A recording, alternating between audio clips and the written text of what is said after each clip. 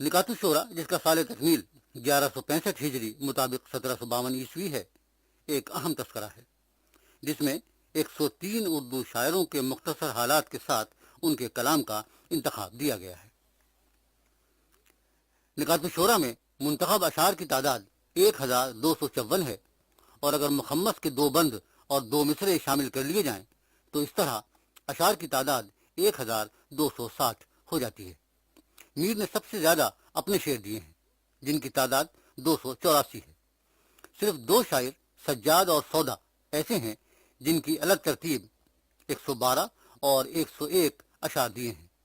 3 شاعر درد، کلیم اور قائم ایسے ہیں جن کے اشعار کی تعداد 100 اور 51 کے درمیان ہے۔ درد کے 93، کلیم کے 67 اور قائم کے 51 شعر دیے ہیں۔ 7 شعرا ایسے ہیں جن کے اشعار کی تعداد 50 اور 22 کے درمیان ہے۔ آبرو 47، تاباں 47، یکرنگ 46، یقین 42، محسن 32، حاتم 27، راقم 27۔ 7 شاعر ایسے ہیں جن کے اشعار کی تعداد 25 اور 11 کے درمیان ہے۔ ناجی 25، ولی 22، مضمون 18، عزلت 18، شوق 17، سراج 13، خاکسار 12۔ باقی 84 شاعروں کے سلسلے میں صرف 186 اشعار منتخب کیے گئے ہیں، جن میں درد مند، مظہر، ہدایت، ذکی، فغاں، قدرت اور بیدار جیسے شعرا بھی شامل ہیں۔ نکات الشورا کا سن تصنیف کہیں درج نہیں ہے، لیکن اندرونی شواہد سے یہ بات سامنے آتی ہے کہ میر کا یہ تذکرہ موجودہ صورت میں 1165 ہجری مطابق 1752 عیسوی میں زیر تصنیف تھا۔ نکات الشورا میں انند رام مخلص کے ذیل میں لکھا ہے کہ مدت سے دمے کا مریض تھا، تقریباً 1 سال ہوا کہ فوت ہو گیا۔ نشتر عشق کے مطابق مخلص کا سال وفات 1164 ہے، جس کی تائید بھگوان داس ہندی کے تذکرے سے بھی ہوتی ہے، جس میں لکھا ہے کہ احمد شاہ بن فردوس آرام گاہ کے 4تھے سال بمرض دمہ وفات پائی۔ احمد شاہ جمادی الاول 1161 ہجری مطابق اپریل 1748 عیسوی میں تخت پر بیٹھا۔ اس کی حکومت کا 4تھا سال جمادی الاول 1164 سے 1165 تک ہوتا ہے۔ اس حساب سے نکات الشورا 1165 ہجری مطابق 1752 عیسوی میں لکھا جا رہا تھا، اور یہ کہ مخلص کا حال میر نے 1165 ہجری میں لکھا۔ سید عبد الولی عزلت کے ذیل میں میر نے لکھا ہے کہ حال ہی میں وارد ہند کہ جس سے شاہ جہاں آباد مراد ہے ہوئے ہیں۔ غلام علی آزاد بلگرامی کے مطابق عزلت 22 جمادی الاول 1164 ہجری مطابق 7 اپریل 1751 عیسوی اس بلدہ فاخرہ میں داخل ہوئے اور اس تحریر کے وقت تک وہیں ہیں۔ تذکرہ سرو آزاد 1166 ہجری میں مکمل ہوا۔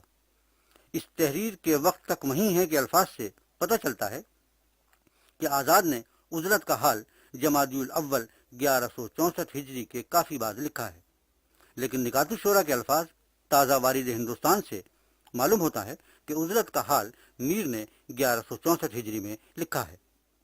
اسی طرح نکات الشورا میں مرزا گرامی کے ذیل میں لکھا ہے کہ ان کے حالات تذکرہ خان صاحب میں مرقوم ہیں، اور مخلص کے ذیل میں لکھا ہے کہ ان کے حالات تذکرہ خان صاحب میں مفصل لکھے ہیں۔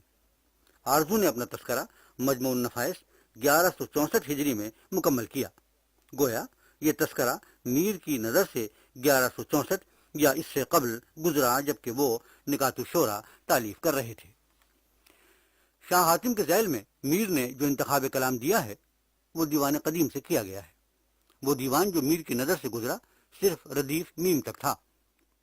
دیوان قدیم کے بارے میں یہ بات یاد رکھنی چاہیے کہ یہ پہلی بار 1144 ہجری میں مرتب ہوا، لیکن اس کے بعد بھی حاتم اس میں مسلسل اضافے کرتے رہے۔ انتخاب کے آخری شعر سے پہلا شعر جو زمین ترہی میں ہے، دلوں کی راہ خطرناک ہو گئی آیا کہ چند روز سے موقوف ہے سلام و پیام، دیوان زادہ نسخہ لاہور میں 1164 کے تحت درج ہے اور نسخہ رامپور میں 1161 کے تحت درج ہے۔ اگر 1164 درست ہے تو اس سے یہ نتیجہ اخذ کیا جا سکتا ہے کہ حاتم کا تذکرہ میر نے 1164 میں لکھا، اور اگر 1161 صحیح ہے تو پھر حاتم کا ذکر اس سال لکھا گیا۔ ذکی کے ذیل میں میر نے لکھا ہے کہ محمد شاہ بادشاہ نے اس سے مثنوی حقہ کی فرمائش کی تھی. 2-3 شعر موضوع کیے مگر اس سے تکمیل نہ ہو سکی. اب شیخ محمد حاتم نے جن کا ذکر کیا گیا اسے مکمل کیا. لفظ اب سے جناب امتیاز علی عرشی نے یہ نتیجہ نکالا ہے کہ نکات الشورى کی یہ عبارت محمد شاہ متوفہ 1161 ہجری مطابق 1748 عیسوی کی زندگی میں یا اس کے انتقال سے کچھ بعد لکھی گئی. یہ بات اس لیے قرین قیاس نہیں ہے کہ مثنوی وصف تماکو و حقہ 1149 ہجری میں لکھی گئی اور اس وقت میر کی عمر 14 سال تھی. اس بحث سے یہ بات واضح ہو جاتی ہے کہ نکات الشورى اپنی موجودہ صورت میں 1165 ہجری تک لکھا جا رہا تھا اور غالباً اسی سال ختم ہوا. اس وقت وہ نواب بہادر جاوید خان کے ملازم تھے. گھوڑا اور تکلیف نوکری سے معافی تھی اور تنخواہ کی نوعیت وظیفے کی تھی. یہ فراغت انہیں بہت زمانے کے بعد میسر آئی تھی. اس سلسلے میں ایک بات اور قابل توجہ ہے. میر کے تذکرے کا ذکر مختلف تذکروں میں آیا ہے اور ان میں بعض حوالے ایسے ہیں جن کا ذکر موجودہ نکات الشورى میں نہیں ہے. مثلا قاسم نے اپنے تذکرے میں لکھا ہے کہ اپنے تذکرے میں ہر شخص کو برائی سے یاد کیا ہے. شاعر شاہ نے جلی المتخلص با ولی کے بارے میں لکھا ہے کہ وہ شیطان سے زیادہ مشہور تر ہے. یہ بات موجودہ نکات الشورى میں نہیں ہے. قاسم نے یہ بھی لکھا ہے کہ اسی لیے اس کردار ناہنجار کو کمترین نامی شاعر کی طرف سے مناسب سزا مل گئی کہ جس نے اس کی متعدد ہجویں لکھی ہیں. ان میں سے بعض نہایت رقیق اور اریاں ہیں اور اس ابلیس فطرتی اور شیطنت مزاجی کے جواب میں پیر خاں کمترین نے خدا اس کی مغفرت کرے بہت سی نظمیں حسب موقع اور بجا لکھی ہیں کہ ولی پر جو سخن لاوے اسے شیطان کہتے ہیں. مردان علی خان مبتلا نے جنون کے ذیل میں لکھا ہے کہ یہ اشعار میر محمد تقی کے تذکرے سے نقل کیے گئے ہیں لیکن شیخ غلام علی جنون کا کوئی ذکر متداول نکات الشورى میں نہیں ہے. خواجہ احسن اللہ بیان مرزا مظہر جان جاں کے شاگرد تھے. شفیق نے چمنستان شورى میں جو انتخاب کلام دیا ہے وہ تذکرہ ریختہ گویاں اور نکات الشورى سے لیا گیا ہے. شفیق نے خود لکھا ہے کہ یہ اشعار دونوں تذکروں سے تحریر کیے جاتے ہیں اور اس کے بعد 62 اشعار دیے ہیں. تذکرہ ریختہ گویاں میں بیان کے 19 شعر ہیں جن میں 17 شعر چمنستان شورى میں موجود ہیں. 2 شعر گردیزی اور نکات الشورى میں مشترک ہیں. اس حساب سے شفیق نے باقی 45 اشعار نکات الشورى سے لیے ہیں لیکن دلچسپ بات یہ ہے کہ متداول نکات الشورى میں سرے سے بیان کا ذکر ہی نہیں ہے. ان باتوں سے یہ بات سامنے آتی ہے کہ میر کے نکات الشورى کا ایک نقش اول بھی تھا جس میں ایسے شاعروں کا ذکر بھی تھا جو متداول نکات الشورى میں شامل نہیں ہیں اور جس میں اپنے معاصرین اور دوسرے شعراء کے بارے میں میر نے ایسی باتیں لکھی تھیں کہ وہ انہیں پڑھ کر چراغ پا ہو گئے تھے.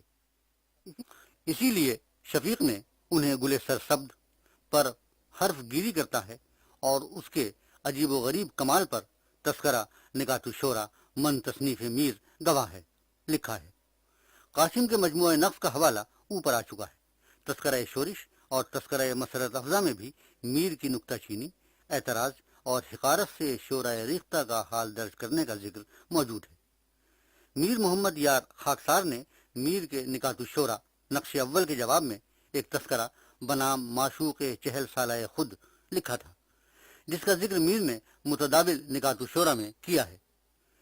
قائم نے خاکسار کے مزاج کے بارے میں لکھا ہے کہ اگرچہ ہر استاد و غیر استاد کے ساتھ اس کی شوخیاں بطور مزاح ہوتی ہیں لیکن اس کی تمکنت جواب سننے کی تاب نہیں لاتی. خاکسار کا تعلق مرزا مظہر جان جاں سے تھا اور اتنا کہ میر کے الفاظ میں ہر بات میں مرزا جان جاں مظہر کی تقلید کرتا ہے. مصفی نے خاکسار کے بارے میں لکھا ہے کہ از ہندی گویا نے قدیم است اور بتایا ہے کہ میر تقی میر عالم شباب میں اس کا منظور نظر تھا. کریم الدین نے بھی اس کی تائید کی ہے اور خاکسار کو میر کا استاد لکھا ہے. کریم الدین کے الفاظ یہ ہیں: میر تقی میر لڑکپن میں جب شعر کہتا تھا خاکسار اس کو اصلاح دیا کرتا تھا. ممکن ہے آرزو کی طرح میر نے خاکسار کی استادی سے بھی انکار کیا ہو اور یہیں سے تعلقات میں خرابی پیدا ہو گئی ہو اور پھر جو کچھ مارکا ہوا اس کا سبب بھی یہی ہو. بہرحال اس جوابی تذکرے میں جو اب معدوم ہے، خاکسار نے میر پر ایسے حملے کیے تھے جس پر بگڑ کر میر نے لکھا کہ بہت کمینہ پن کرتا ہے۔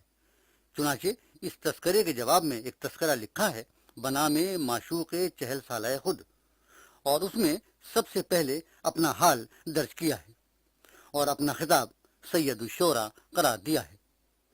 آتش کینہ بے سبب اتنی تیز ہے کہ اس سے کباب کی سی بو آتی ہے۔ صفدر آہ نے لکھا ہے کہ یہ پراشتعال تذکرہ 1160 ہجری میں میر نے لکھا تھا، جس کے جواب میں خاکسار نے اپنا تذکرہ تالیف کیا۔ گردیزی کے تذکرے کا محرک بھی ایک طرح سے نکات الشعراء کا نقش اول ہے۔ نقش اول کا اس لیے کہ میر کا تذکرہ 1165 ہجری میں لکھا جا رہا تھا اور غالباً اسی سال اختتام کو پہنچا، جبکہ گردیزی کا تذکرہ 1165 ہجری کے 4 دن بعد یعنی 5 محرم 1166 ہجری کو پایہ تکمیل کو پہنچا۔ ظاہر ہے کہ گردیزی کا یہ تذکرہ متداول نکات الشعراء کا جواب نہیں ہو سکتا، بلکہ نکات الشعراء کے نقش اول کا جواب ہوگا۔ گردیزی نے اپنے تذکرے کا سبب تالیف یہ بتایا ہے کہ برادران اثر کے تذکروں سے کہ جن میں معاصر ریختہ گویوں کے نام شامل کیے گئے ہیں، ان کی اصل غرض ان تصانیف سے یہ ہے کہ ہم سروں پر نکتہ چینی اور معاصرین کے ساتھ ستم ظریفی کی جائے، اکثر نازک خیال شاعروں کو لکھنے سے چھوڑ دیا جائے۔ گردیزی نے اپنے تذکرے کے محرکات میں 2 باتوں پر زور دیا ہے۔ اولاً یہ کہ ہمسران کی خوردہ گیری اور معاصرین کے ساتھ ستم ظریفی تذکرہ نویسوں کا شعار رہا ہے۔ ثانیاً یہ کہ ان میں اکثر نازک خیال شعراء کو نظر انداز کر دیا گیا ہے۔ یہ اشارہ میر کے تذکرے کی طرف ہے۔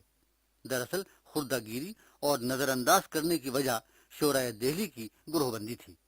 ایک گروہ مرزا مظہر کے شاگردوں پر اور دوسرا سراج الدین علی خان آرزو کے شاگردوں پر مشتمل تھا۔ میر اس وقت تک آرزو کے حلقے میں تھے اور گردیزی مرزا مظہر کے۔ درد اور ان کا حلقہ دونوں کے ساتھ تھا۔ میر نے اپنے تذکرے میں حلقہ مظہر کے بہت سے شعراء کو نظر انداز کر دیا تھا، اور جن کو نظر انداز نہیں کیا جا سکتا تھا ان کا ذکر خوردہ گیری کے ساتھ کیا تھا۔ اس وقت یقین مظہر کے اہم شاگرد تھے۔ میر نے ان کی خوب خبر لی اور یہ ثابت کرنے کی کوشش کی کہ یقین تو شعر بھی نہیں کہہ سکتے، مرزا مظہر لکھ کر انہیں دے دیتے ہیں۔ ڈاکٹر محمود الہی نے لکھا ہے کہ میر نے صرف یہی نہیں کیا کہ احسن اللہ بیان، خواجہ محمد ظاہر خان ظاہر، شیو سنگھ ظہور، سیتا رام عمدہ اور سلسلہ مظہر جانے جاں کے بعض دوسرے شعراء کا ذکر نہیں کیا، بلکہ انعام اللہ خان یقین، میر محمد باقر حزین اور محمد فقیہ دردمند کے ساتھ انصاف نہیں کیا۔ میر نے چن چن کر اس حلقے کے شعراء کو ہدف طعن و تشنیع بنایا۔ میر کا یہ تذکرہ محض معاصرانہ چشمت کی وجہ سے منصہ شہود پر آیا، ورنہ میر کی تنقیدی بصیرت ایسی نہیں تھی کہ وہ میاں جگن اور میر گھاشی کی تعریف کرتے اور بندرا بن راقم اور قدرت اللہ قدرت کی تنقیص۔ یہ بات بھی دلچسپ ہے کہ گردیزی نے اسی کدورت کی وجہ سے میر کا ذکر سرسری طور پر 5 سطروں میں کیا ہے اور صرف ایک شعر انتخاب میں دیا ہے، جبکہ یقین کا حال اور ان کا انتخاب کلام 19 صفحات پر پھیلا ہوا ہے۔ جس زمانے میں نکات الشعراء لکھا گیا اور پایہ تکمیل کو پہنچا، اسی زمانے میں اور بھی کئی تذکرے لکھے گئے، جن میں مجمع النفائس، گلشن گفتار، تحفۃ الشعراء، تذکرہ ریختہ گویاں اور مخزن نکات کے نام آتے ہیں۔ مجمع النفائس مؤلفہ سراج الدین علی خان آرزو 1157 ہجری میں شروع ہوا اور 1164 ہجری میں مکمل ہوا۔ یہ صرف فارسی گو شعراء کا تذکرہ ہے۔ گلشن گفتار خواجہ خان حمید اورنگ آبادی نے فارسی زبان میں 30 ریختہ گو شاعروں کا حال لکھا ہے، جو 1165 ہجری میں مکمل ہوا۔ کہا گلشن بزم گفتار ہے کہ آخری 4 الفاظ سے 1165 ہجری برآمد ہوتا ہے۔ مرزا افضل بیگ خان قاشقال نے بھی اپنا تذکرہ تحفۃ الشعراء 1165 ہجری میں مکمل کیا، جس کا قطع تاریخ تالیف غلام علی آزاد بلگرامی نے لکھا اور اس کے آخری مصرے کے آخری 3 لفظوں سے 1165 ہجری برآمد ہوتے ہیں۔ میشوت تاریخ سالش تحفہ اصحاب شعر، اور اس میں 62 شاعروں کا تذکرہ ہے، اور یہ وہ شاعر ہیں جو یا تو فارسی میں کہتے تھے یا پھر فارسی کے ساتھ اردو میں بھی شعر کہتے تھے۔ ان میں مرزا مظہر کے علاوہ وہ شعراء ہیں جو آصف جاہ اول اور ناصر جنگ کے عہد میں موجود تھے۔ گلشن گفتار اور تحفۃ الشعراء کے بارے میں کوئی شبہ نہیں کہ یہ 1165 میں لکھے گئے، اس لیے ان کو اولین تذکروں میں شمار کرنے میں کوئی تعامل نہیں ہے۔ نکات الشعراء کے بارے میں یہ بات کہی جا سکتی ہے کہ اس کا نقش اول 1165 سے بہت پہلے تقریباً 1160 ہجری میں لکھا جا چکا تھا، اور بعد میں میر نے قطع برید اور اضافے کے بعد اسے موجودہ شکل میں 1165 ہجری میں یا اس کے کچھ بعد مکمل کیا۔ سید فتح علی حسینی گردیزی نے اپنا تذکرہ ریختہ گویاں 5 محرم 1166 ہجری کو ختم کیا، لیکن اس کا آغاز 1156 کے قریب ہو چکا تھا، اور اس کے بعد بھی 1170 ہجری تک اس میں اضافے ہوتے رہے۔ یہی صورت قائم چاند پوری کے مخزن نکات کے ساتھ ہے۔ مخزن نکات اس کا تاریخی نام ہے، جس سے 1168 ہجری برآمد ہوتے ہیں۔ 1168 اس تذکرے کا سال تکمیل ہے، اور اس کے بعد بھی 1176 ہجری تک اس میں اضافے ہوتے رہے، لیکن قائم نے مخزن نکات 1168 ہجری سے 11 سال پہلے لکھنا شروع کر دیا تھا، اور اس کا ثبوت یہ ہے کہ شاہ ولی اللہ اشتیاق کے بارے میں قائم نے لکھا ہے کہ 7 سال ہوئے ہوں گے کہ دارالبقا کو سدھار گئے۔ اشتیاق کا انتقال نشتر عشق اور صبح گلشن کے مطابق 1150 ہجری میں ہوا۔ اس طرح اشتیاق کا تذکرہ قائم نے 1157 ہجری میں لکھا۔ قائم نے شرف الدین مضمون کے بارے میں لکھا ہے کہ مدت 10 سال کی ہوئی کہ طبعی موت سے مر گئے۔ مضمون کا سال وفات جیسا کہ تاباں کے قطع تاریخ وفات سے معلوم ہوتا ہے 1147 ہجری ہے۔ اس حساب سے مضمون کا تذکرہ بھی قائم نے 1157 ہجری میں لکھا۔ اسی لیے قائم نے یہ دعویٰ کیا ہے کہ ابھی تک شعراء ریختہ کے حالات و کلام کے بارے میں کوئی کتاب تصنیف نہیں ہوئی، اور اس وقت تک کسی شخص نے اس فن کے سخنوروں کے ماجرائے شوق افزا کی بابت ایک سطر بھی نہیں لکھی۔ یہی دعویٰ نکات الشعراء میں میر محمد تقی نے کیا ہے کہ پوشیدہ نہ رہے کہ فن ریختہ میں جو اردو مولا شاہجہاں آباد کی زبان میں بطور شعر فارسی لکھا جاتا ہے، کوئی کتاب اس وقت تک نہیں لکھی گئی ہے جس سے اس فن کے شاعروں کے حالات صفحہ روزگار پر باقی رہیں۔ اس بنا پر یہ تذکرہ موسومہ نکات الشعراء لکھا جاتا ہے۔ دلچسپ بات یہ ہے کہ قائم نے میر کے ذکر میں یہ بھی لکھا ہے کہ چونکہ بندے کے گھر کے قریب رہتے ہیں، اکثر ملاقات کا اتفاق ہوتا ہے۔ میر نے نکات الشعراء میں لکھا ہے کہ با فقیر نیز آشناست۔ اس کے باوجود میر و قائم دونوں نے اولیت کا دعویٰ کیا ہے۔ دونوں کے تذکروں کے ناموں میں لفظ نکات مشترک ہے، لیکن حقیقت یہ ہے کہ میر نے اپنا متداول تذکرہ 1165 ہجری میں ختم کر کے اسے شائع کر دیا۔ قائم نے اپنا تذکرہ 1157 ہجری میں شروع ضرور کر دیا تھا، لیکن یہ 1168 میں مکمل ہوا، اور 1176 تک اس میں اضافے ہوتے رہے۔ یہی صورت گردیزی کے ساتھ ہے کہ ان کا تذکرہ 1156 ہجری میں شروع ضرور ہوا، لیکن یہ بھی 1166 کے پہلے مہینے کی 5 تاریخ کو مکمل ہو کر شائع ہوا۔ اس لیے شمالی ہند کے تذکروں میں نکات الشعراء کو اولیت حاصل ہے۔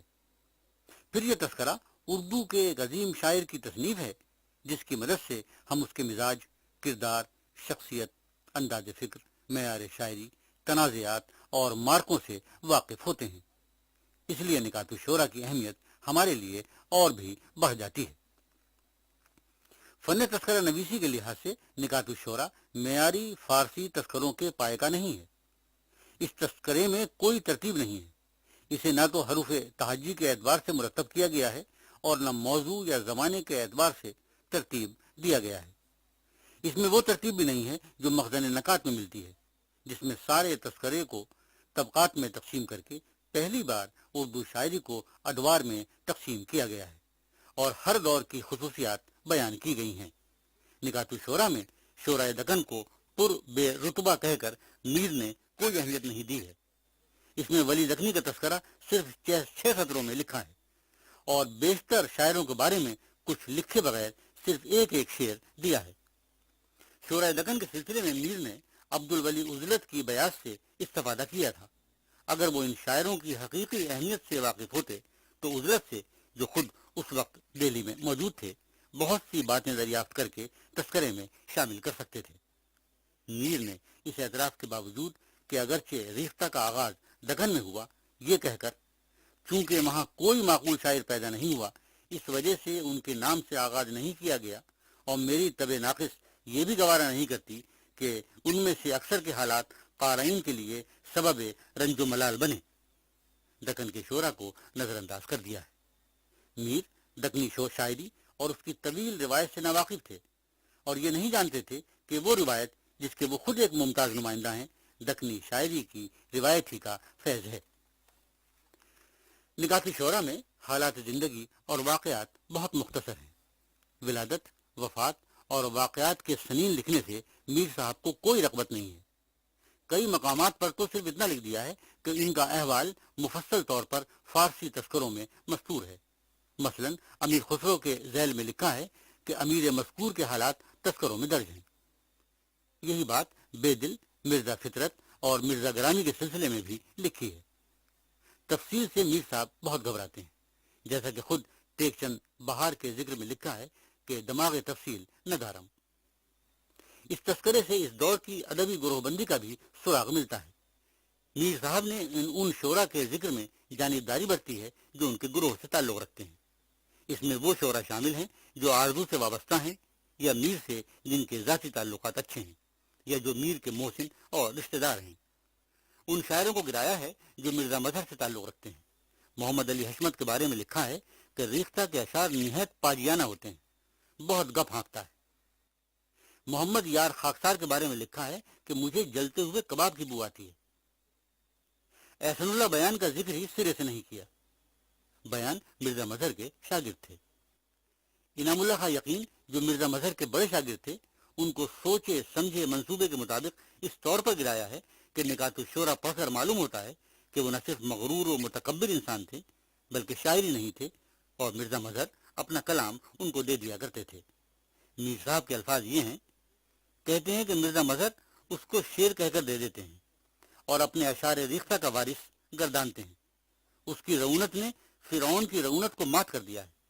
شعر فہمی کا مذاق بالکل نہیں رکھتا۔ میر صاحب نے ہر اس شاعر کو جو ان کے گروہ سے تعلق نہیں رکھتا تھا یا جس کی استادی اس دور میں مسلم تھی، شعوری طور پر گرانے کی کوشش کی ہے۔ شاہ حاتم کے ذکر میں جو شعراء دہلی کے سرخیل تھے اور 1165 ہجری میں جن کی عمر 54 سال تھی، میر صاحب نے مردیس جاہل و متمکن، وہ مقطع وضع، دیر آشنا، غنا نہ دارد کے الفاظ استعمال کیے ہیں، اور پھر آشنا بیگانہ لکھ کر ان کے اس شعر کی ہائے بے درد سے ملا کیوں تھا، آگے آیا میرے کیا میرا، یہ کہہ کر کہ اگر میرا شعر ہوتا تو اس طرح کہتا، یوں اصلاح دی ہے، مبتلا آگ شک میں ہوں اب میں، آگے آیا میرے کیا میرا، اور پھر یہ اصلاح دے کر ان الفاظ میں قیقہ لگایا ہے کہ اس مصرے کی گرمی کے آگے اس شعر کی خن کی روشن ہے۔ نکات الشعرا کے علاوہ سارے تذکرہ نویسوں نے شاہ حاتم کی استادی اور شاعرانہ مرتبے کو تسلیم کیا ہے۔ خود حاتم نے، جیسا کہ ان کے دیوان زادے سے ظاہر ہے، 1162، 1163 اور 1171 ہجری میں میر کی زمینوں میں غزلیں لکھی ہیں۔ اس تذکرے میں یہی برتاؤ یکرو، قدر، ثاقب، عاجز اور دوسرے شعرا کے ساتھ کیا ہے۔ میر کی رائے پر ان کی انانیت، خود پرستی، گروہ بندی اور ذاتی تعلقات اور اناد کا گہرا اثر ہے۔ معلوم ایسا ہوتا ہے کہ میر صاحب فطرتاً کینہ پرور تھے اور ان کے ہاں معافی کا کوئی خانہ نہیں تھا، لیکن ان کے یہ سارے عیوب ان کی شاعرانہ عظمت نے چھپا لیے ہیں۔ اشعار پر اصلاح دینے کا عمل بھی اسی سلسلے کی ایک کڑی ہے۔ میر نے 9 شعرا کے 110 اشعار پر اصلاح دی ہے۔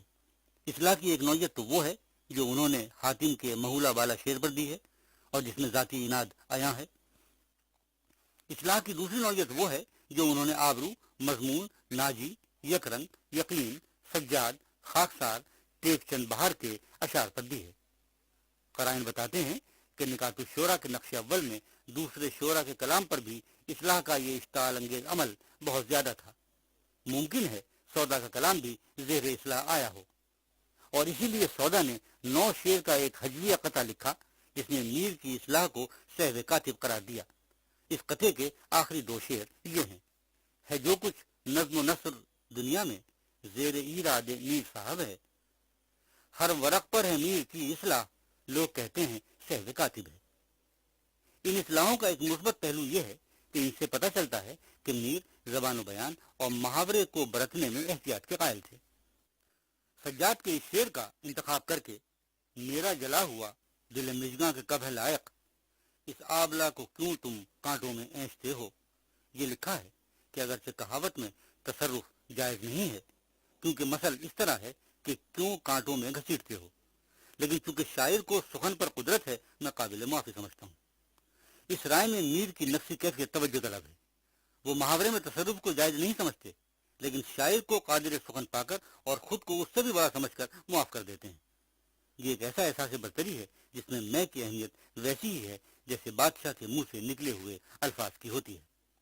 दूसरी इस्लाहों की नौयत यह है।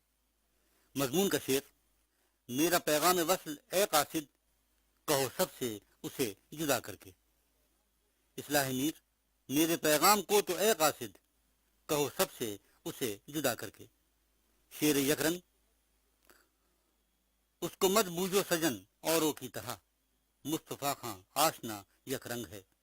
इस्लाह मीर, मत तलव्वुन, उसमें समझें आप सा, मुस्तफा खां आशना यकरंग है। खाकसार का शेर था, खाकसार उसकी तो आंखों के कहे मत लगियो, खाकसार उसकी तो आंखों के कहे मत लगियो, मुझको इन खाना खराबों ही ने बीमार किया। मीर ने लिखा है तो इस फन की पैरवी करने वालों से पोशीदा नहीं है कि बीमार किया की जगह गिरफ्तार किया होना चाहिए। इन इस्लाहों के मुताले से ये बात सामने आती है कि मीर साहब मुहावरे को जिस तरह वो बोला जाता है उसी तरह इस्तेमाल करने पर जोर देते हैं। दूसरे ये कि वो शेर में इबहाम को पसंद नहीं करते, बल्कि चाहते हैं कि शेर इतना वाज़ेह हो कि एहसास या जज्बे का पूरी तरह इबलाग हो सके। इसके लिए वो मौजू अल्फाज के इस्तेमाल को अहमियत देते हैं। यकीन के इस शेर पर, मजनू की खुशनसीबी करती है दाग मुझको, क्या ऐश कर गया है जालिम दीवानापन में। मीर ने ये सलाह दी है कि अगर खुशनसीबी के बजाय खुशमाशी कर दिया जाए तो शेर ज्यादा बामजा हो जाए। लफ्जों और मुहावरों के इस्तेमाल में एहतियात और इजहार को बेहतर और मौसर बनाने की कोशिश, यही इस दौर के तनकीदी मेयार थे। कोई शेर पसंद आया तो उस पर वाह कह दिया और तारीफ कर दी, और अगर उसमें कोई लफ्जी या मुहावरा और जबान का गलत इस्तेमाल नजर आया तो उस पर एतराज कर दिया। तनकीद में रुझानात, मैलानात, ख्यालात और मिजाज शायरी को कोई अहमियत हासिल नहीं थी। ये रिवायती माशरा था और फर्द के जहन में अच्छे और बुरे के मेयार पूरे तौर पर वाज़ेह थे। निकात शोरा में नक़्द नज़र की यही नौयत है। निकात शोरा में मुख्तलिफ शख्सियतों के तासुराती नकूश अक्सर गहरे हैं। मीर को चंद लफ्जों की मदद से जीती जागती तस्वीरें बनाने का अच्छा सलीका है।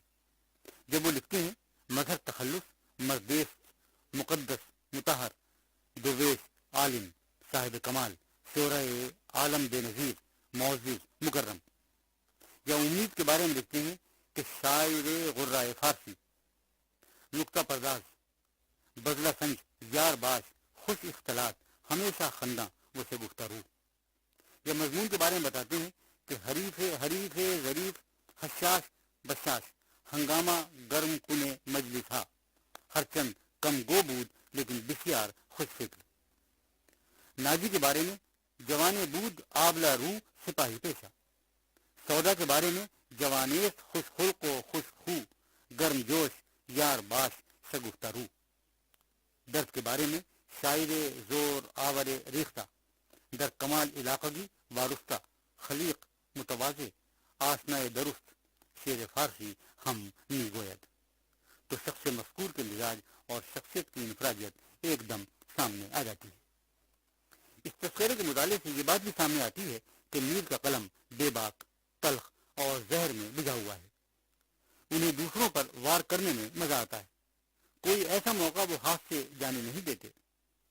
उस शाख के बारे में लिखते हैं कि एक शख्स है खतरी, शेर रिश्ता बहुत नामरबूत कहता है। कदर के बारे में लिखते हैं कि उसकी जबान आवारा लोगों की जबान है। आजिज के बारे में कहते हैं अखलाक से गिरा हुआ ذلیل و بدقوارہ آدمی ہے۔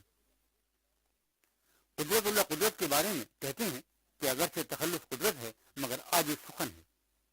یہ میر کا مزاج ہے کہ وہ دوسروں کے بارے میں تلخ سچائی کے اظہار میں عام طور پر خطا نہیں کرتے۔ آبرو یکچشم تھے۔ اس بات کو مزے لے کر اس طرح بیان کیا ہے: دجال صفت دنیا کی بے توجہی کے باعث اس کی ایک آنکھ بیکار ہو گئی تھی۔ یہاں بظاہر روزگار کو دجال شعار کہا گیا ہے، لیکن دجال کے یکچشم ہونے کی روایت کے ساتھ ذہن فوراً آبرو کی طرف جاتا ہے۔ یہ شرف الدین نظمی جن کے نزلے کے سبب دانت گر گئے تھے، آرزو کے حوالے سے انہیں شاعر بیدانہ لکھا ہے۔ حاتم کو آسنے بیگانہ کہا ہے۔ یکرو کو ہیچ مدانے فن ریختہ لکھا ہے۔ ساقب کے بارے میں ہر چیز میں دخل دیتا ہے اور کچھ نہیں جانتا لکھا ہے۔ فضل علی دانا جن کا رنگ اور داڑھی دونوں حد درجہ سیاہ تھے، ایک دن سیاہ چادر لپیٹے محفل میں آئے۔ میر نے لکھا ہے کہ سودا نے ان کا جائزہ لیا اور کہا، یارو ہولی کا ریچہ آیا۔ اور یہ واقعہ بیان کر کے لکھا ہے کہ القصہ دانا عجب آدمی ہے، کبھی کبھی فقیر سے ملاقات کے لیے آتا ہے۔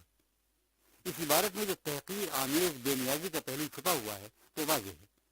یہ صلاح الدین تمکین کے بارے میں یہ فقرہ لکھا ہے کہ جوانے بے تمکین نہ متمکن۔ غریب کے بارے میں لکھا ہے کہ ہکلاتے تھے، اس لیے کبھی کبھی الکن تخلص کرتے تھے، اور لکھا ہے کہ میں انہیں ارنڈ باغاتی کہتا ہوں۔ راجہ ناگرمل کو میر جن کے 17 سال نوکر رہے، فوا کے حوالے سے جی کی منڈی کا سانڈ لکھا ہے۔ اس فقرے سے راجہ کی شخصیت کے خد و خال اور تن و توس سامنے آ جاتے ہیں۔ حکیم معصوم کو گاؤں گجراتی کہا ہے۔ اس تذکرے کے مطالعے سے میر آب حیات کی قلمی تصویر کے برخلاف ایک ہنگامہ پرور، محفل آرا، مجلس پسند، مارکہ باز اور گروہ بند کے روپ میں سامنے آتے ہیں۔ نکات الشعراء کے مطالعے سے میر کا نظریہ شعر بھی کسی حد تک واضح ہو جاتا ہے۔ میر ایہام گوئی کو اپنے معاصرین کی طرح ناپسند کرتے ہیں، جس کا اظہار انہوں نے ایہام گو شعراء کے بارے میں رائے دیتے ہوئے بار بار کیا ہے۔ وہ شاعری کے پیرائے اظہار کو وسعت دینے کی ضرورت کا شعور رکھتے ہیں اور اسے چند علامتوں یا اشاروں میں محدود کرنے کے قائل نہیں ہیں۔ عرصہ سخن وسیع است کے یہی معنی ہے۔ طابہ کی شاعری پر اظہار خیال کرتے ہوئے لکھا ہے کہ اس کی شاعری کا میدان گل و بلبل کے لفظوں میں محدود ہے۔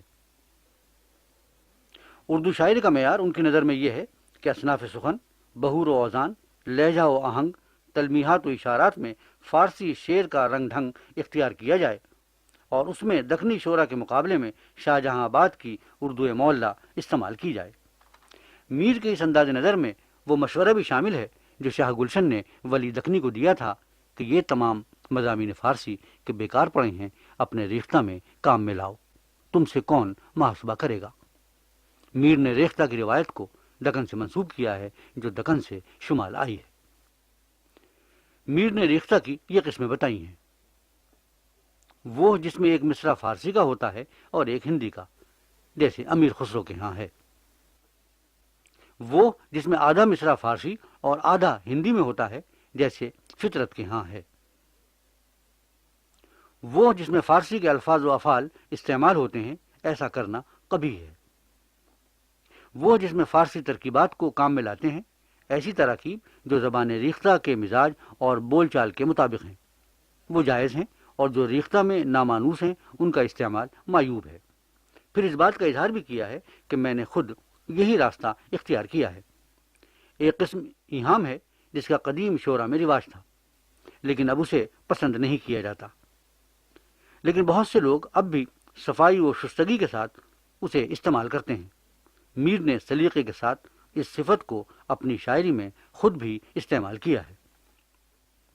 ایک انداز فن ریختہ کا وہ ہے جسے خود انہوں نے اختیار کیا ہے، اور وہ تمام صنعتوں مثلا تجنیس، ترسیع، تشبیہ، صفائے گفتگو، فصاحت، بلاغت، ادابندی، خیال وغیرہ پر حاوی ہے۔ میر نے یہ بتایا ہے کہ وہ بھی اسی طرز سے محظوظ ہوتے ہیں۔ ان کی تحریر ان کے ذہن کی طرح صاف اور اسلوب مؤثر ہے۔ انہیں فارسی زبان کے اظہار پر ضرورت کے مطابق قدرت حاصل ہے۔ اس تذکرے کے وقت میر کی عمر 30 سال تھی۔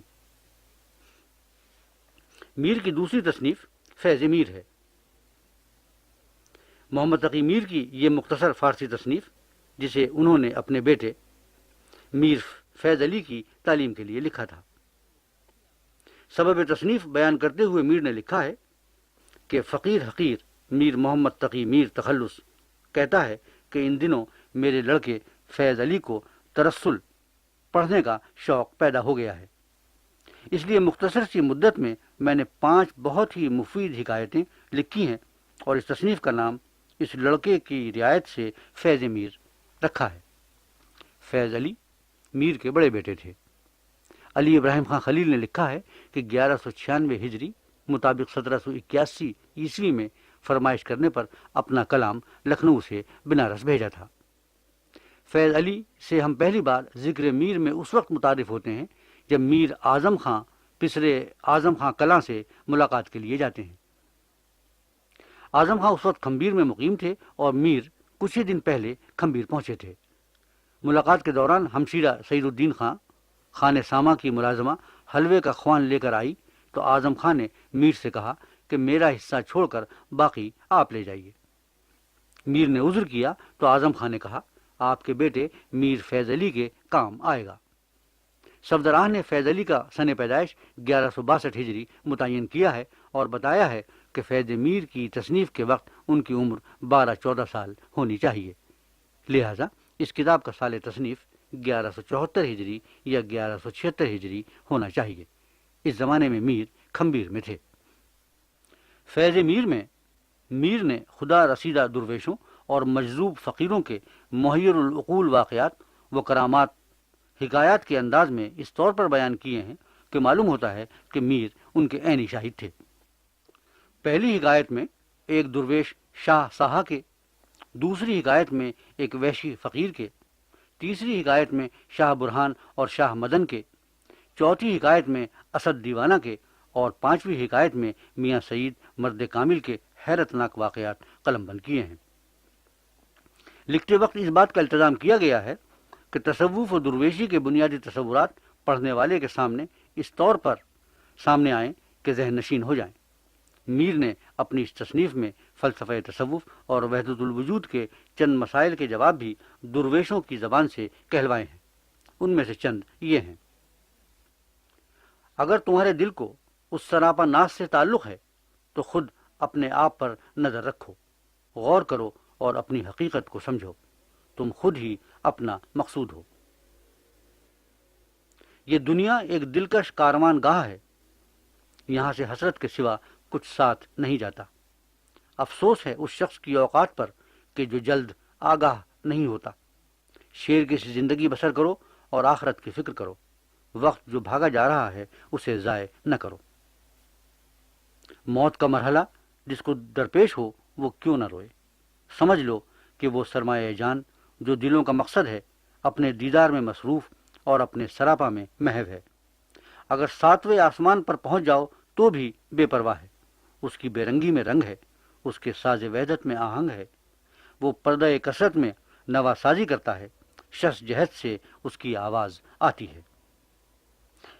محبوب کا عاشق کے ساتھ یہی معاملہ ہے، اگر وہ اس کو غیر سے مشغول دیکھتا ہے تو دل سے اتنا نزدیک ہونے پر بھی دوری اختیار کر لیتا ہے۔ فقیر نے کہا مقدر سے کوئی چارہ نہیں، کیا تم نے نہیں سنا کہ ایک فقیر بہت بیمار ہو گیا؟ طبیب نے پرہیز کی سخت تاکید کی۔ اس نے کہا کہ یہ امر تقدیری ہے یا غیر تقدیری؟ اگر غیر تقدیری ہے تو مجھ کو نقصان نہیں پہنچ سکتا، اگر تقدیری ہے تو میں بچ نہیں سکتا۔ لذت کسی خوشگوار چیز کے پانے میں ہے اور الم اس کے خلاف چیز پانے میں۔ قوائے انسانی میں سے ہر قوت اپنی استعداد کے مطابق لذت اور الم کا ادراک کرتی ہے۔ چنانچہ باسرہ کو محبوب کے دیدار میں اور سامعہ کو اچھی آواز سننے میں لذت ملتی ہے۔ شے مدرکہ جس قدر عظیم ہوتی ہے اسی قدر لذت زیادہ ہوتی ہے۔ پس چونکہ ذات و صفات واجب الوجود سے شریف تر کوئی مدرک نہیں، اس لیے اس کی معرفت سے زیادہ خوشگوار کوئی لذت نہیں۔ روح انسانی بذات خود قدیم ہے، اور موت کے معنی روح کا معدوم ہونا نہیں بلکہ قالب سے اس کے تعلق کا قطع ہو جانا ہے۔ حشر کے معنی یہ نہیں ہے کہ روح کو وہی قالب ملے گا. قالب ایک سواری سے زیادہ نہیں ہے، اس کے بدل جانے سے سوار کا کیا نقصان ہے. اگر شوق حد کمال پر ہے تو عاشق منزل وصال پر ہے. جس قدر شوق میں قصور ہے اسی قدر راہ دور ہے. شوق کامل مقصود دل تک پہنچا دیتا ہے اور عاشق کو معشوق بنا دیتا ہے. انسان کا کمال معرفت ہے اور معرفت کا کمال حیرت. اگر تو اس کے کمالات میں حیران ہے تو خوشحال ہے، اور اگر حقیقت حال کے متعلق گفتگو کرتا ہے تو عین وبال ہے. سن، دنیا ایک گزرگاہ ہے، یہ منزل نہیں ہے، راہ ہے.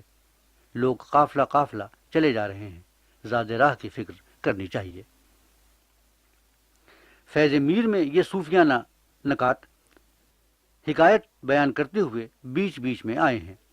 اسی قسم کی تعلیم، جیسا کہ ذکر میر سے ظاہر ہوتا ہے، میر کے والد اور چچا نے خود میر کو دی تھی. یہی تعلیم میر اپنے بیٹے تک اپنے انداز میں پہنچانا چاہتے ہیں. فیض میر میں میر کی طرز نگارش نکات الشورى کے مقابلے میں زیادہ پختہ ہے. اس میں جامعیت بھی ہے اور اختصار کے ساتھ بامحاورہ اسلوب میں اپنے مافیوز ضمیر کو پیش کرنے کا سلیقہ بھی. اس میں مسجع و مقفع عبارت کا استعمال عام طور پر اس انداز سے کیا گیا ہے کہ تصنع کا احساس تک نہیں ہوتا، بلکہ عبارت کی روانی پڑھنے والے کو اپنے ساتھ بہائے لیے جاتی ہے. چھوٹے چھوٹے چست فقرے جو عام طور پر مقفع ہیں طرز ادا کے حسن کو بڑھا دیتے ہیں. میر کی فارسی نثر کو دیکھ کر میر حسن نے کہا تھا کہ چراغ نثرش روشن، اور فیض میر کی نثر روشن چراغ ہے. دریائے عشق نثر فارسی. دریائے عشق میر کی مشہور اردو مثنوی ہے. میر نے اسی قصے کو فارسی نثر میں بھی لکھا ہے. مثنوی دریائے عشق اور دریائے عشق نثر کے تقابلی مطالعے سے یہ بات سامنے آتی ہے کہ میر نے مثنوی لکھنے سے پہلے اسے فارسی نثر میں لکھا اور پھر اسے سامنے رکھ کر سارے واقعات و عبارات کو اردو مثنوی کا روپ دے دیا. مثنوی دریائے عشق کے سارے جزیات دریائے عشق نثر فارسی میں موجود ہیں. رضا لائبریری رامپور کے مخطوطے کلیات میر میں میر کے 6 دواوین اور سارے کلام کے علاوہ دیوان فارسی، ذکر میر اور فیض میر بھی شامل ہیں. دریائے عشق نثر فارسی مثنوی دریائے عشق سے پہلے بطور تمہید شامل کی گئی ہے. امتیاز علی خان عرشی نے میر کی اس نثر فارسی کا پورا متن شائع کر دیا ہے. ذکر میر محمد تقی میر کی ایک اہم تصنیف ہے جس سے مطالعہ میر کے بہت سے نئے گوشے سامنے آتے ہیں. یہ اپنے انداز میں میر کی خود نوشت سوانح عمری ہے جسے میر نے نکات الشورى اور فیض میر کی طرح فارسی میں لکھا ہے. اس دور میں اردو نے تیزی کے ساتھ فارسی کی جگہ ضرور لے لی تھی، مگر مراسلت اور علمی و ادبی تحریروں میں اب بھی فارسی ذریعہ اظہار تھی. اس زمانے میں فارسی میں گفتگو کرنا یا تحریری طور پر اظہار خیال کرنا معاشرے میں اسی طرح عزت و احترام کی بات تھی جس طرح آج انگریزی میں گفتگو کرنا یا اس میں لکھنا تعلیم یافتہ ہونے کی علامت ہے. حالانکہ نہ وہ فارسی ایسی تھی جو کسی لحاظ سے قابل ذکر ہو، اور نہ یہ انگریزی ایسی ہے جسے کسی طرح بھی معیاری کہا جا سکے. ذکر میر میں جہاں میر نے اپنے خاندانی اور ذاتی حالات کو بیان کیا ہے، وہاں اپنے دور کے ان حالات و کوائف اور تاریخی واقعات پر بھی روشنی ڈالی ہے جن کے میر عینی شاہد تھے. نادر شاہ کے حملے 1151 ہجری مطابق 1739 عیسوی کے بعد سے غلام قادر روہیلا کے ظلم و جبر اور مریٹوں کے ہاتھوں اس کے مارے جانے یعنی 1203 ہجری مطابق 1788 عیسوی تک کے واقعات جو 50 سال کا احاطہ کرتے ہیں ذکر میر میں ملتے ہیں. اس اعتبار سے ذکر میر ایک تاریخی ماخذ کا درجہ بھی رکھتی ہے. ذکر میر کے اب تک کئی مخطوطے دریافت ہو چکے ہیں. ایک نسخہ اٹاوا ہے جو مولوی بشیر الدین مرحوم کی ملکیت تھا اور جس کی اردو تلخیص مولوی عبدالحق نے رسالہ اردو اورنگ آباد میں 1926 میں شائع کی تھی. بعد میں ذکر میر کے فارسی متن کو مرتب کر کے 1928 عیسوی میں کتابی شکل میں انجمن ترقی اردو سے شائع کیا. نسخہ اٹاوا 1222 ہجری مطابق 1807 عیسوی کا مکتوبہ ہے. اس وقت میر زندہ تھے.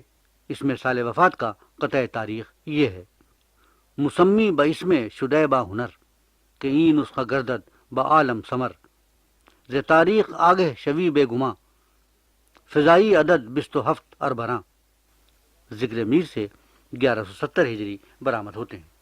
اس میں 27 یعنی 27 جوڑنے سے سال تصنیف 1197 نکلتا ہے۔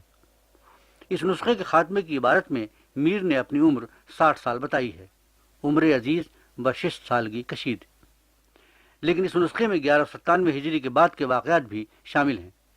آخری واقعہ مرہٹوں کے ہاتھوں غلام قادر روہیلا کا قتل ہے، جو 1203 ہجری مطابق 1788 ہجری کا واقعہ ہے۔ اس سے یہ نتیجہ نکلتا ہے کہ 1197 ہجری کے بعد بھی میر نے واقعات کا اضافہ کیا ہے، لیکن نسخہ لاہور جو پروفیسر محمد شفیع کی ملکیت تھا، 26 ربیع الاول 1231 ہجری مطابق فروری 1816 عیسوی کا لکھا ہوا ہے۔ قطع تاریخ تصنیف کے پہلے 3 مصرے وہی ہیں جو اوپر نقل ہوئے ہیں، لیکن چوتھا مصرع اس طرح ہے: فضائی دہ و شش عدد اربراں۔ اس قطعے کے مطابق ذکر میر 1170 جمع 16 یعنی 1186 ہجری میں مکمل ہوئی۔ خاتمے کی عبارت میں میر نے اپنی عمر 50 سال بتائی ہے۔ نسخہ لاہور کے آخر میں چند لطائف بھی درج ہیں۔ اس نسخے کی عبارت مطبوعہ ذکر میر کے صفحہ 128 کی سطر 4 کے مطابق ختم ہو جاتی ہے، اور اس کے بعد یہ عبارت آتی ہے: آنچے از اسلوب معلوم می شود حسام الدین خان دراصل از میان رفت چرا کے بدست دشمنان جانی افتاده است تا مقدور زندہ نخواهد گذاشت وگرنہ اختیار در دست اوست۔ نسخہ رامپور بھی نسخہ لاہور کی طرح ہے۔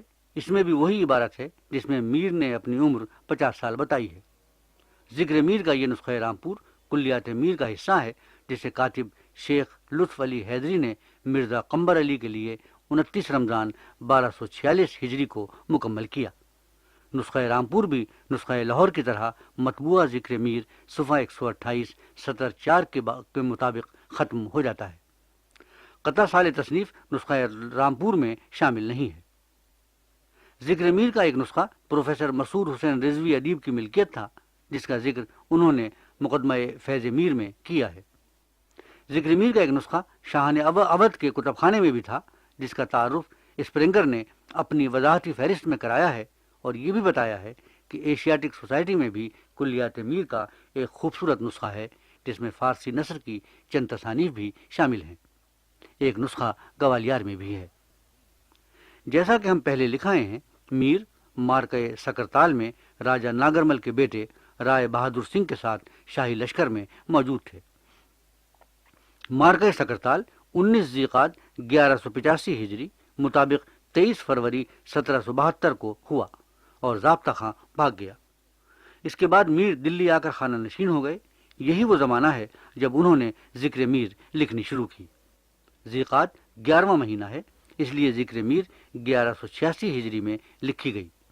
اس کی تصدیق جہاں نسخہ لاہور کے قطع سال تصنیف سے ہوتی ہے، وہاں میر نے ذکر میر کے سبب تالیف میں خود بھی بیان کر دیا ہے۔ فقیر میر محمد تقی میر تخلص کہتا ہے کہ میں ان دنوں بیکار اور گوشہ تنہائی میں بے یار و مددگار تھا۔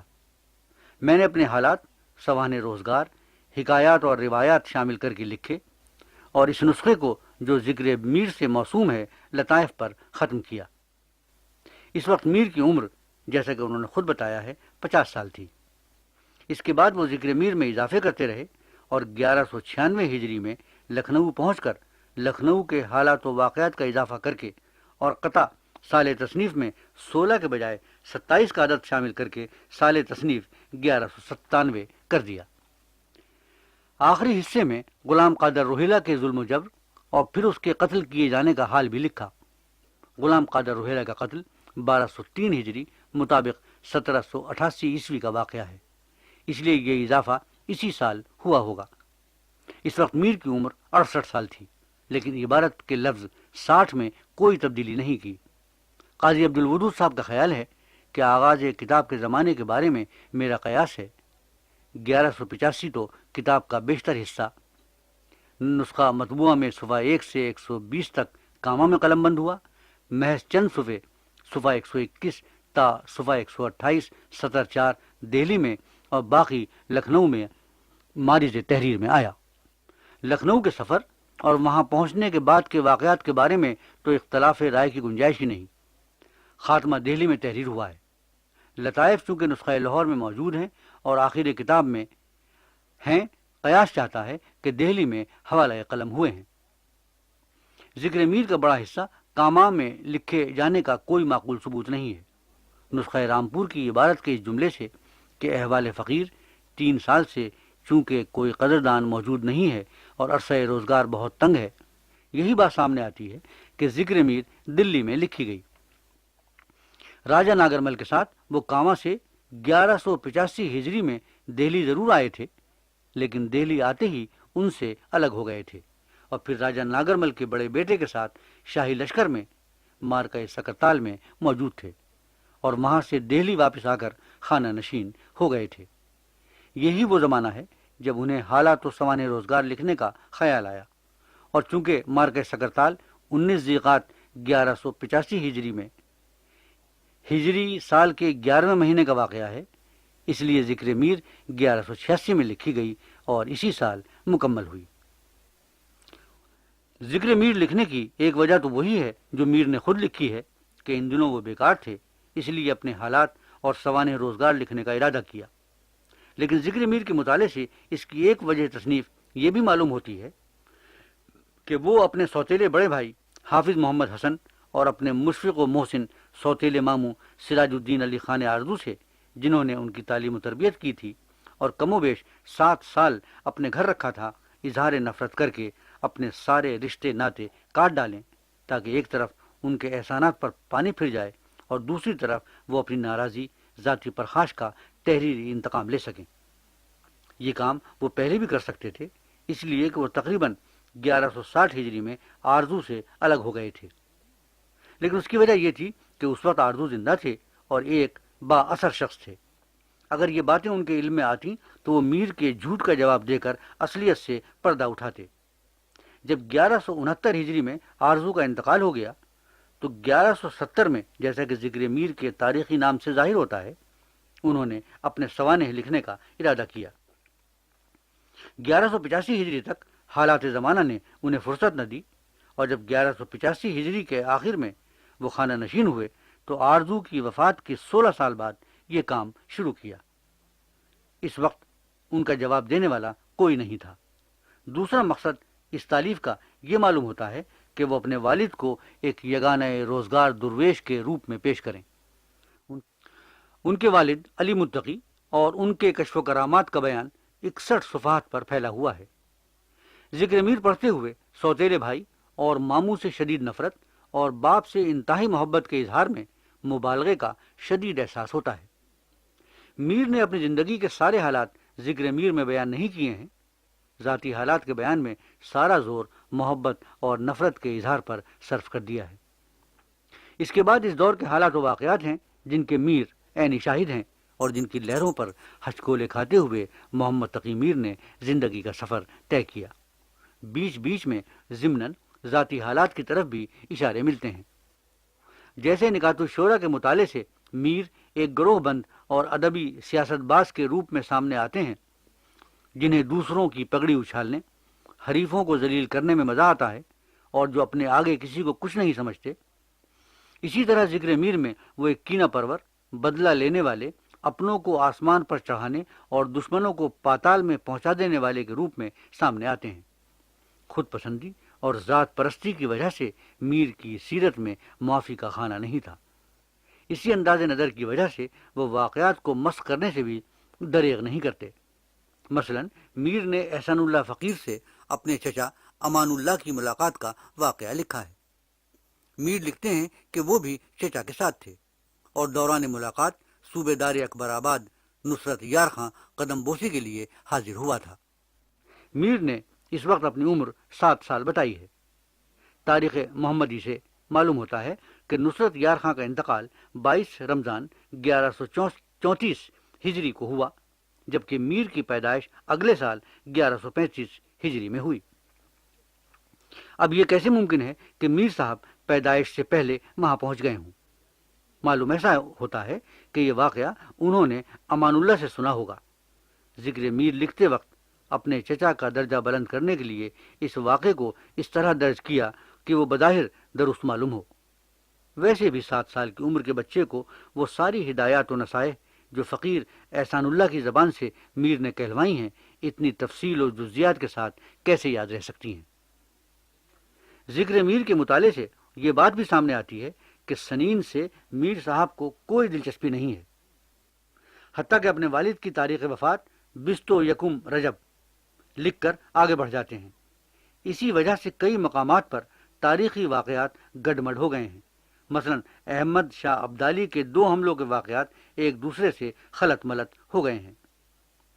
ذکر میر کے مطالعے سے یہ بھی معلوم ہوتا ہے کہ وہ رعایت خاں، نواب بہادر جاوید خاں، مہانارائن، راجہ جگل کشور، راجہ ناگرمل، رائے بہادر سنگھ، رائے بشن سنگھ کے ملازم و متوسل رہے اور آخر میں آصف الدولہ کی سرکار سے وابستہ ہو گئے۔ ذکر میر سے یہ بات بھی واضح ہوتی ہے کہ تصوف کی طرف میر کا رجحان اپنے والد اور چچا کے زیر اثر بچپن سے تھا۔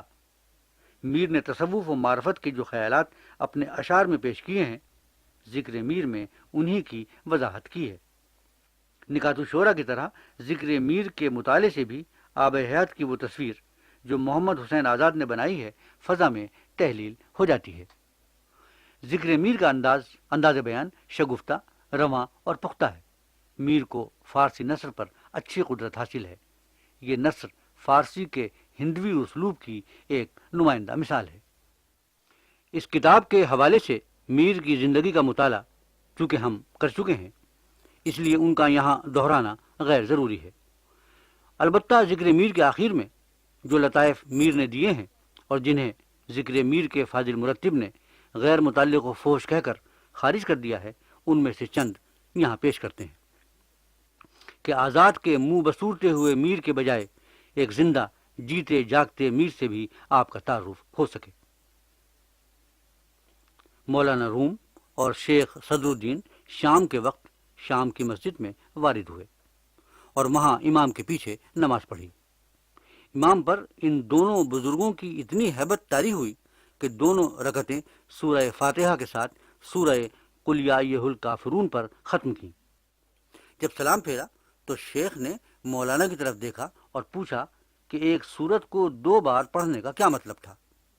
مولانا ہنسے اور کہا کہ بات معقول ہے، ایک کا خطاب تمہاری طرف تھا اور ایک کا میری طرف۔ ایک دن انوری ایک دکان پر بیٹھا تھا۔ کسی مردے کے ورثہ نہو زاری کرتے ہوئے جا رہے تھے اور کہتے جا رہے تھے کہ تجھے ایسی جگہ لیے جاتے ہیں کہ تنگ و تاریک ہے، چراغ بھی نہیں ہے۔ انوری دوڑ کر گیا اور پوچھا کہ کیا میرے گھر لے جا رہے ہیں؟ یہ لطیفہ بادشاہ وقت تک پہنچا تو اس نے انوری کو ایک وسیع مکان عنایت کر دیا۔ ایک لوٹی گدھی کے ساتھ مجامعت کر رہا تھا۔ ایک شخص کی نظر پڑی اور پوچھا کہ یہ کیا حرکت ہے؟ اس نے کہا تجھے کیا خبر کہ مردان خدا کس کام میں ہیں؟ ایک مفلس سید اپنا وطن چھوڑ کر تلاش معاش میں دہلی آیا اور فاقہ کرتے کرتے کمزور و نحیف ہو گیا۔ اس نے اپنے وطن میں سورہ قل یا ایھا الکافرون بڑی سی تختی پر بخط جلی لکھا دیکھا تھا۔ اتفاقاً اس کا گزر ایک مکتب کی طرف سے ہوا اور وہاں اسی صورت کو باریک خط میں لکھا دیکھا تو کہنے لگا سبحان اللہ، گردش ایام نے بیچاری سورت قل کو بھی اس کے اصلی حال پر نہ رہنے دیا، اس قدر لاغر کر دیا کہ شناخت میں نہیں آتی۔ ایک سید ایک لڑکے کو لایا، پوچھا کہ کیا نام ہے؟ جواب ملا ابو جہل۔ سید سے پوچھا کہ آپ کا بارہا کتنی مدت سے آباد ہے؟ جواب دیا کہ 5000 سال ہوئے ہوں گے۔ کہا گیا کہ سیادت تو پیغمبر علیہ السلام کے زمانے سے شروع ہوتی ہے اور اس برگزیدہ آفاق کے عہد کا تعین سب کو معلوم ہے۔ جواب دیا وہ دوسرے سید ہیں اور ہم دوسرے سید ہیں۔ الف ابدال ایک شاعر تھا اور الف تخلص کرتا تھا، مدایا میں رہتا تھا، شاہ عباس سے عمائدین نے کہا کہ یہ شخص مالدار ہے، اس سے کچھ وصول کرنا چاہیے۔ شاہ نے حضور میں طلب کیا اور کہا، میں نے سنا ہے کہ تمہارے پاس مال و دولت بہت ہے۔ اس نے جواب دیا، آپ کے قربان جاؤں، آپ نے یہ تو سن لیا کہ میرے پاس دولت ہے، مگر یہ نہیں سنا کہ الف خالی ہوتا ہے۔ بادشاہ ہنسا اور محجوب ہو گیا۔